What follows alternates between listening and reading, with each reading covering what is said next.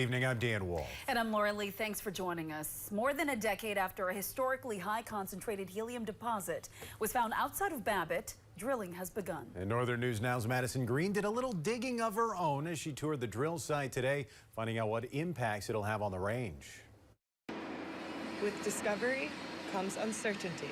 But Michael Skirty with Pulsar Helium, the company extracting the historic helium deposit, says in this case, there is no need to fear the unknown. The steel mining, typically they have a giant pit and they're basically digging a pit and they remove a tremendous amount of rock from the surface. For us, what we're basically drilling a hole that ultimately is going to be about this big around. The drill site is on 1.1 acres of land. The plan is to drill to a depth of 2,600 feet. After 2 days, they reached a depth of 90 feet, which, for comparison, is as tall as the structure behind me.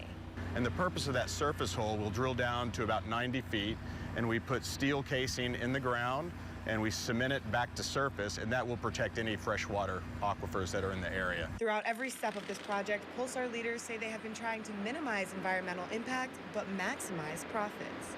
But just how profitable will be determined after testing on the extracted gas to find out how big the deposit is, how much helium is actually in it, and its concentration.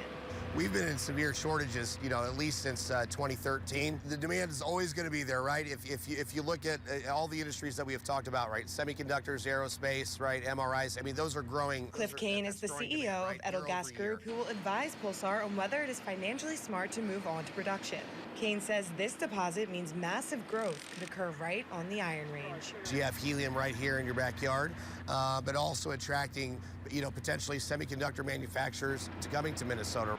Well, everybody would always like to have businesses coming, right, and building and creating jobs, right? And this is one of the critical pathways into doing that. A critical pathway still in its early stages of discovery. In Babbitt, Madison Green, Northern News Now.